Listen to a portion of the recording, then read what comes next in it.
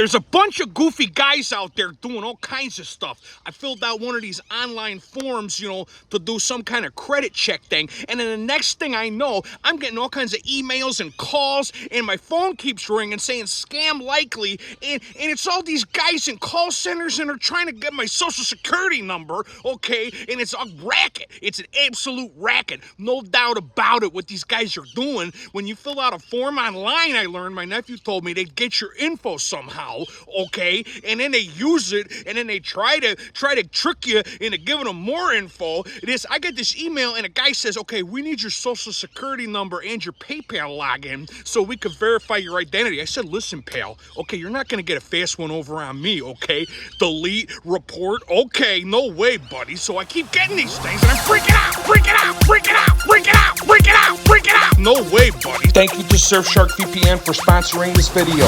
Surfshark VPN is a virtual private network service you can use to protect your privacy, to stop snooping ISPs and third-party trackers on all the devices you have. You could use it to secure your identity, hide your IP address and the sensitive data you send and receive, prevent tracking by enabling a VPN connection to prevent companies, hackers, and bots from tracking you online. I like to use it to watch all of my favorite soap operas on Korean Netflix. If you go to www.surfshark.com and use our code NOW, you could get 83% discount, 3 months free, and a 30-day money-back guarantee. Or just scan the QR code on the thing that we got at the end of the ad real nice. Purchasing a 24 months VPN plan is seriously one of the best options you can find now. Surfshark has a great offer, 3 months extra and 83% off. Just scan the QR code on the screen or click the link in the description and use the promo code right here. Just try it out for yourself, and if you find a better VPN solution for all your devices with 24-hour support, you could get your money back after 30 days. So hey, try it. Why not? Surfshark.com. I said, listen, pal. Okay, we'll try to make this one quick, but every time I said it, I end up going 40 minutes. So anyway, welcome to another episode of Crime Pays with Botany Does It. I'm here in lovely Miami, Florida, which has sadly just been turned into a giant automobile slum of freeways and retail. But that said, we're here at one of the last remaining patches of native habitat, so we could see what it used to look like a few hundred years ago. Shit, even like 80 years ago. So anyway, let's go check out what we got. We got pine rockland, we got hardwood hammock, and we're going to see what's going on, some of the plant species in both of these places. The reason I'm doing this, it's nice out for a morning ride. The reason I'm doing this is to show people who live here what they can restore their lawn to once they get rid of it. So what they can restore their front yards to once they get rid of it. Because so much of the habitat is gone, that makes it all the more important to bring that habitat home and put it in your front yard. And there's a really wonderful cast of species here, and a lot of cool butterflies and other insects that use them as a host plant, some of these native plants here. So let's go check it out, see what's going on. So here we are. This is the type of habitat called pine rockland. As you can see, it's rather open. It tends to be frequently disturbed by fire on intervals of 3 to 5 years. But if you're growing this in your yard, you don't need to set fire to your yard, though there's certainly some yards where I would advocate setting fire to, especially if you get that kind of deranged cartoon golf course / paradise look to it. Those yards definitely need to be set on fire. Anyway, you don't need to set it on fire if you got this kind of habitat in your yard. If this is what you're going for, you just gotta maintain it every couple years, prune, cut stuff back, etc. Anyway, it's dominated by Pinus elliottii, variety densa. Now I think it's classified as a species, okay, Pinus densa, the Miami /pine, and then an understory of 3 different palm species. Okay, you got sable palmetto. I'll tell you how to tell them all apart too. Sable palmetto. You got Serenoa repens, which is a really beautiful creeping palm that grows prostrate around the ground, and you got this banger of a plant right here, Coccothrinax argentata. Okay, argentata because it's got those beautiful silver undersides to those fan leaves. So anyway, these are the keystone species here, the Pinus densa, and these palms, and then it's just a smattering of a whole bunch of really cool perennials and maybe a couple annuals that grow in the understory too. Here's Rus copalinum, all right, sumac family. Okay, one of the cool native sumacs, a woolly sumac, right? Think of those pinnate leaves. They're kind of semi-deciduous right now, it being a winter. Okay, here's a really important plant. Everybody in South Florida should be sticking these in the ground in their yard, okay? The United States' only native cycad. Cycads, of course, are a gymnosperm. They're technically a conifer, okay, from a lineage that evolved a very long time ago, quite likely in the Jurassic or Triassic. You can see right down here, these have a big tuberous root in the ground. They were an important food source for native peoples. The roots, the potato-like tubers have to be leached first because, like all cycads, they have a very toxic phytochemistry. Many of them are carcinogenic and toxic if eaten. But having that strange phytochemistry, it also made them a very important host plant for a native butterfly that almost went extinct here. Okay, the Atala butterfly, a really important and rare butterfly that uses cycads as a host plant, especially Zamia integrifolia. So this butterfly almost went extinct. It was thought to be presumed extinct, then was rediscovered on Virginia Key by a guy named Roger Hammer in 1979. He brought some of the caterpillars back to his house where he had a whole bunch of Zamia growing already. He's a big native plant guy. The caterpillars went nuts. Okay, they defoliate the Zamia, or they can if there's a lot of them, but of course you get those big tuberous storage roots in the ground, which can just send up another shoot.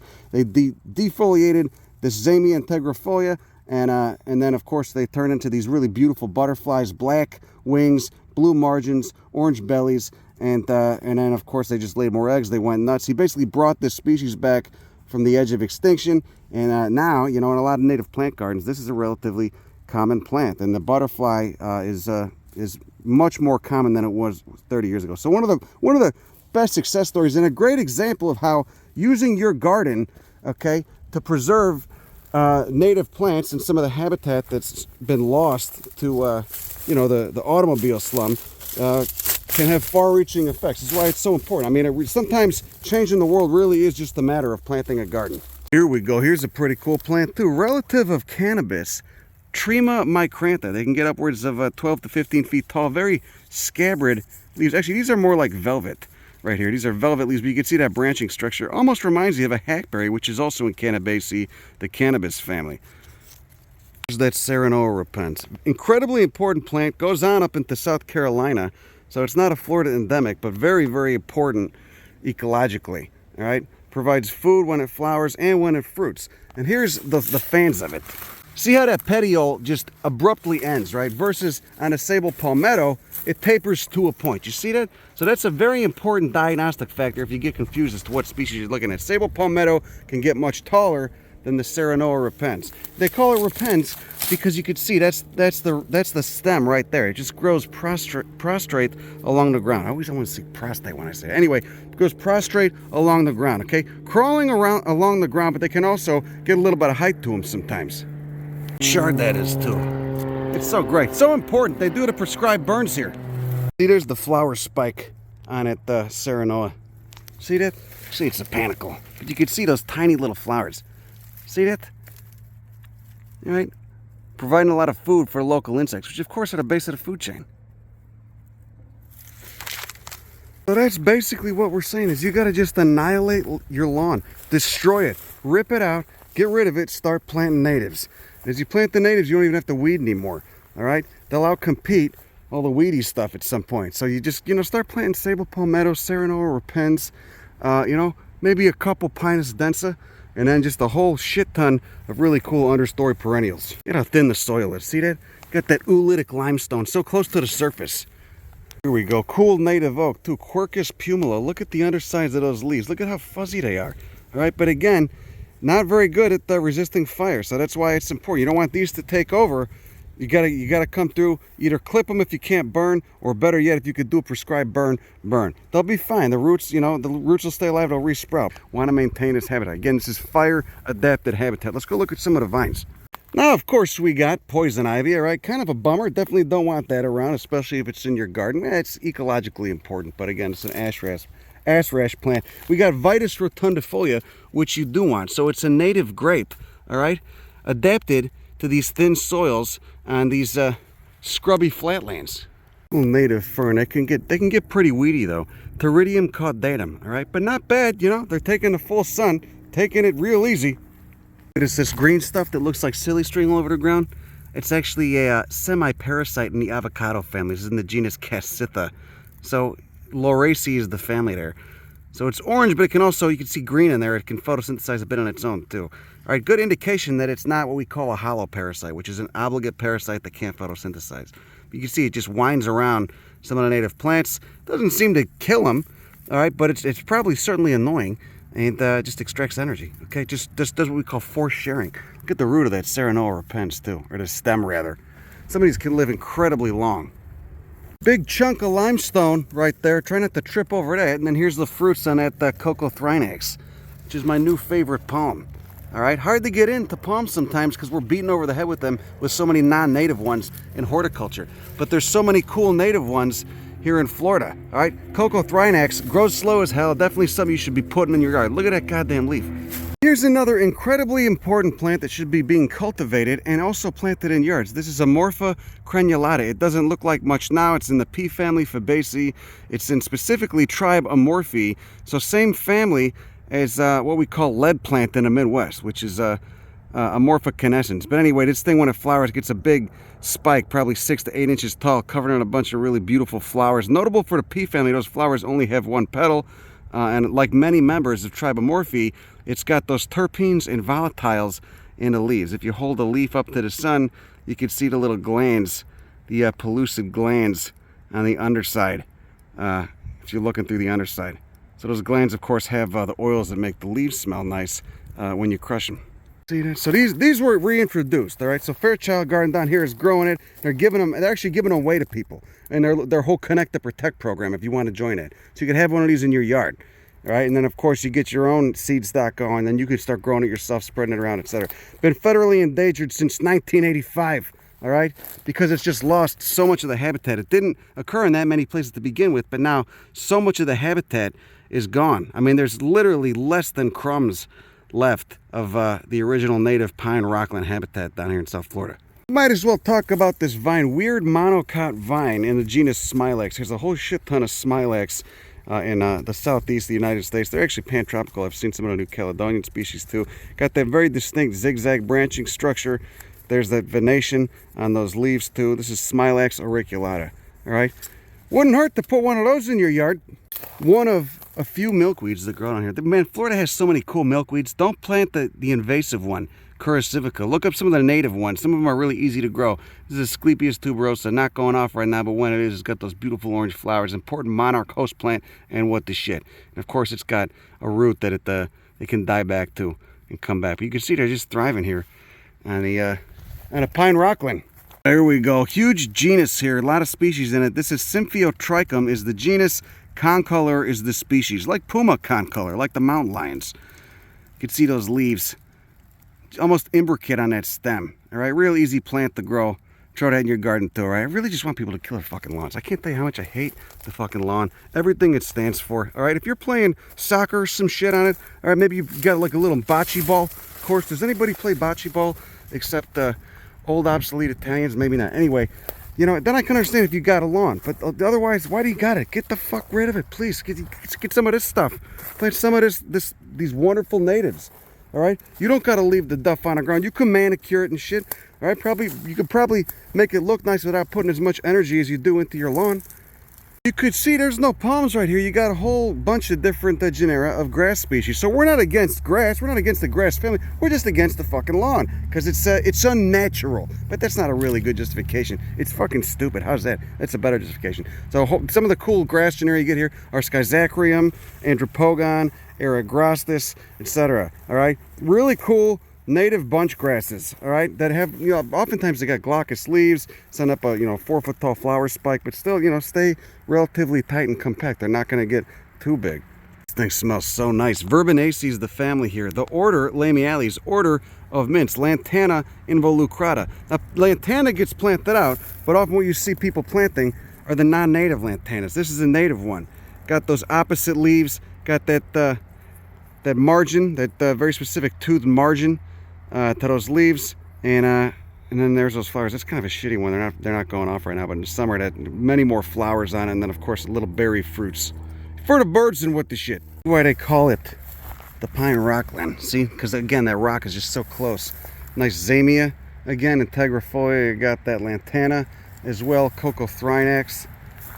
Wish you could have this in your yard. Smells incredible here too. Very pleasant. Those pine needles, all right, create a nice duff. You could see without fire, it's been 3 years since there was a fire, so they're going to burn again in the next year or two. But even without the fire, you still get the invasives coming out. Burma grass is this one. Neuratia.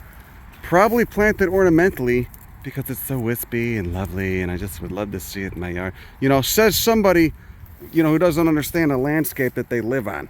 You know, doesn't understand how ecosystems work, how evolution. And I'm not shitting on them, but I'm just saying we gotta, you know, we gotta get them on board. Okay. I think once people get bitten by the bug, they understand everything in the context of ecology and evolution and ecosystems evolving together over millions of years.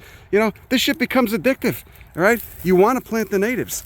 You want to understand how everything ties together, how everything's connected, all right? Pollinators, birds, insects, larger wildlife, and what the shit, as well as the soil mycorrhizae. Remember, a lot of these pines, very mycorrhizal, all right? They associate with symbiotic fungi. Oh, look at this nice little puncher right there. Nice cactus. So there we go, right? Wonderful native prickly pear, Opuntia austrina, okay? You want to avoid those glockids, though, which I am not doing. See those little hairs coming out the areole? You got the spines and the hairs, the glockids, little fiberglass hairs coming out. See, I got them on my dam, and whatever.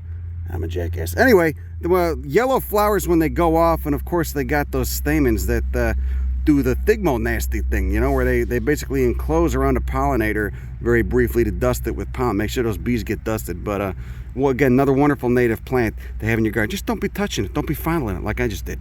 Native grass, Dicanthelium aciculare. All right, and you're probably wondering, did I just get into grasses? A little bit, but that's not how I knew what this was. I got it because my friend Lydia is standing behind me and giving me a fucking heads up on some of this stuff.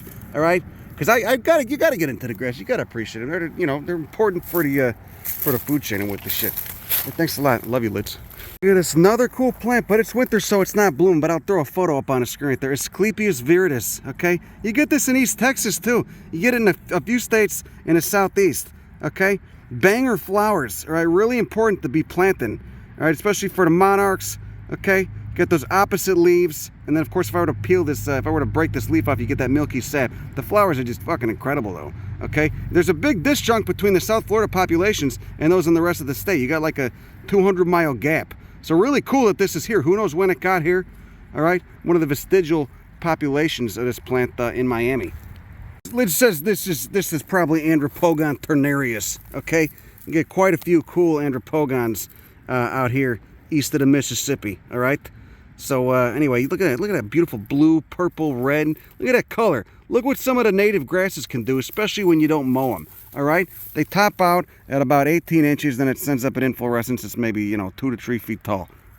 All right, look at this. So this is Andropogon ternarius. Hard to tell without the inflorescence, but you could see some of the native bunch grasses are amazing. Okay, Andropogon's a big genus, of course, especially on the Midwest and East Coast. You can see it just forms a little clump, doesn't spread out too much, sends out a 4 or 5 foot tall inflorescence when it goes off. But look at the color on these. All right, when you don't mow it, some of the native grasses can be really nice, but no one's even got native grasses for the yards. Well, I guess they do the St. Augustine and some of the bluegrass and with the shit. But either way, look at that. Look at that. Glaucus blue, mint green, green, red, purple, mahogany.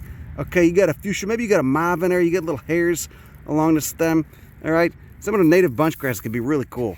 Okay, so being that this is a managed ecosystem, we're missing the ecotone. It's just a hard break from pine rockland to hardwood hammock, but you could see what's going on with hardwood hammock. All right, fire doesn't make it in, and you have a whole different cast of plant species. Still have the sable palmetto, but you've got this Psychotria. The oaks are getting much larger. We got a whole bunch of other cool stuff going on here too. Let's go check it out. One of my favorite plants, all right, and this is a young one, okay? That is actually one too. You could see it's just enormous right there. And it is an Anacardiaceae, the poison ivy family, and it's one of the many plants in that family that have urushiol. So this will cause you an ass rash if you touch it. This is Metopium toxifrum, aka the poisonwood. And some of them get, like I said, some of them get really big. But look at those beautiful leaves. Look at that venation on those leaves. Look at that.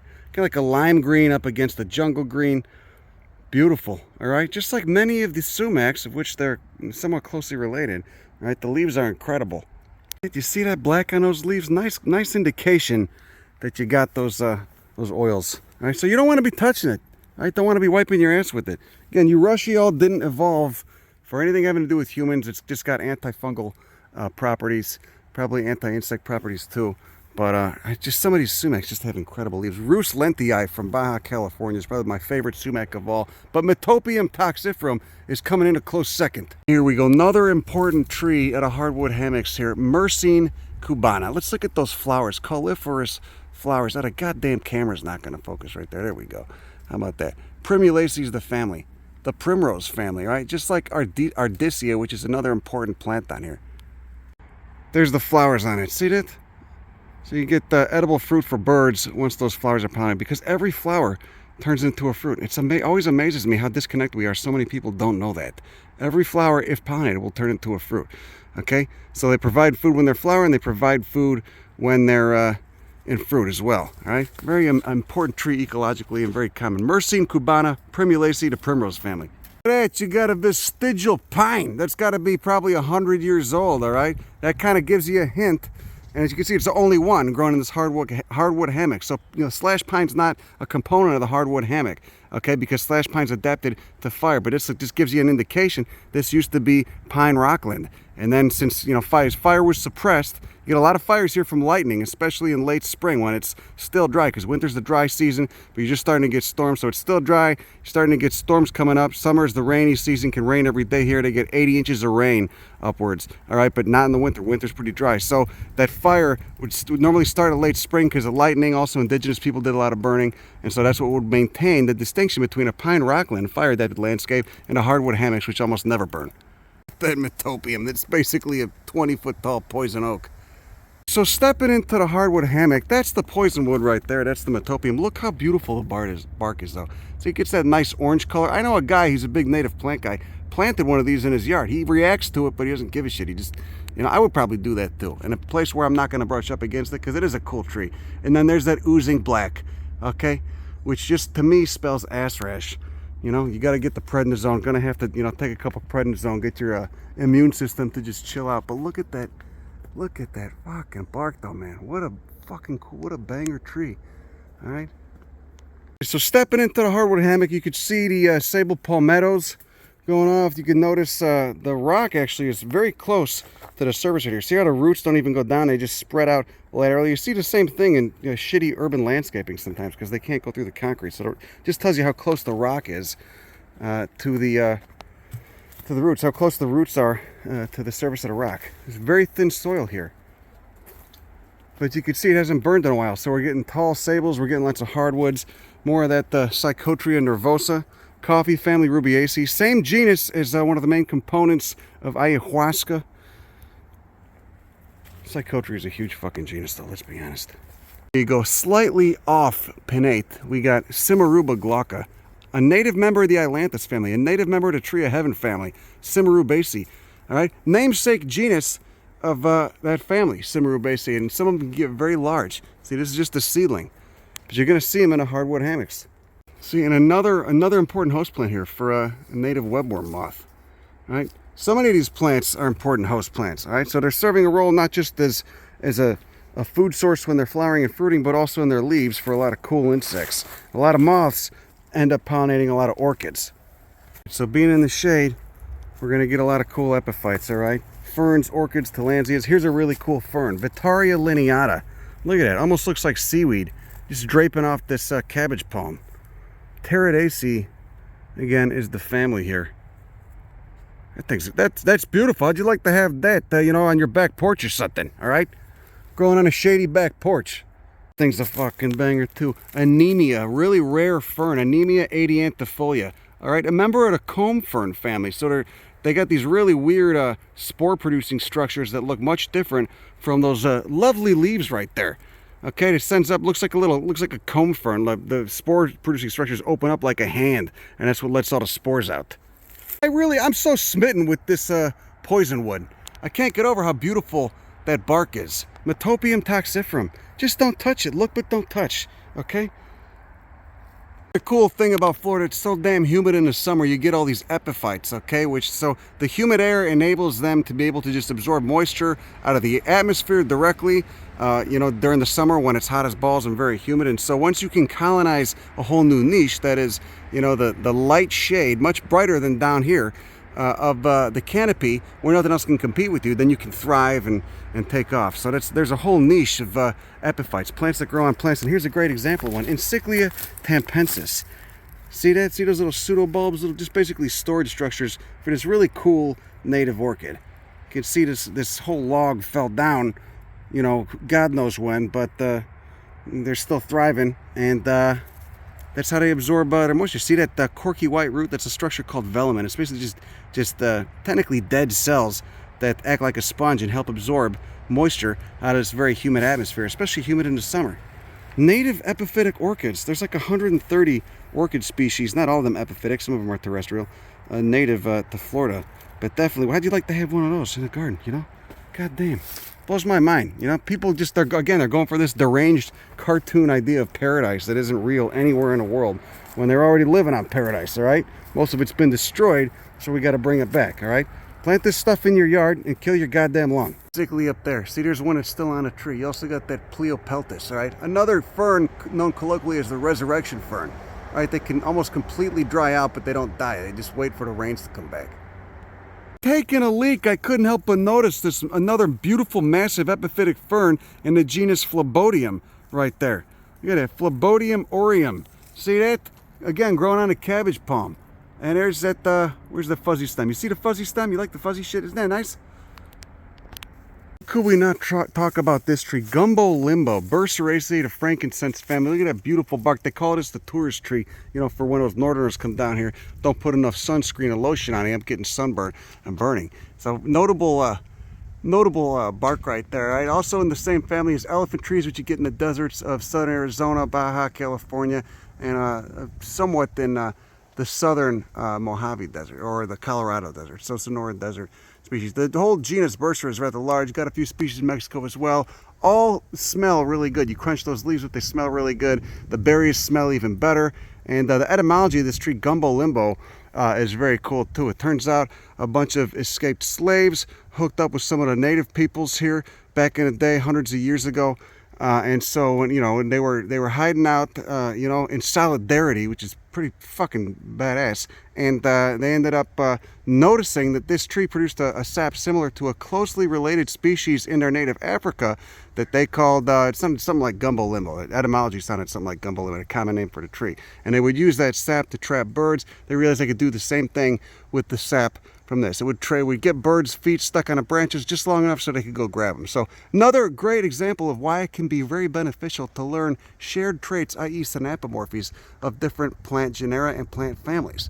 Okay, so those Latin names may sound goofy sometimes, but you know, one genus, you could see an unrelated species in that same genus or family and automatically know your plant identification, know what it's related to, and what it might be. Okay, I really want to emphasize how rare this habitat type is and how widespread it used to be. This is what much of Miami used to look like, this pine rockland habitat. You can see, that's just rock too. That's not paved, that's just the limestone rock. So this is what so much Miami used to look like, and so few people know it. That's the tragedy, because it's almost all gone. We just have tiny little preserves like this, like Rockdale, like Deering Estate, etc. So that highlights all the more importance of planting this stuff out in native gardens once you've killed the lawn. Hopefully public parks too. I mean, the native flora of Miami is so incredible. So maybe you're like me, okay? You tend to thrive on conflict, okay? You're addicted to it, or you're addicted to negativity, all right? And I can't really blame you. You know, shit happens in the world we live in. You get a lot of ugly stuff going on. All right, but that's why you come to a place like this to cool out. You get a greater understanding of things that are larger than yourself. All right, like ecological relationships, como se dice.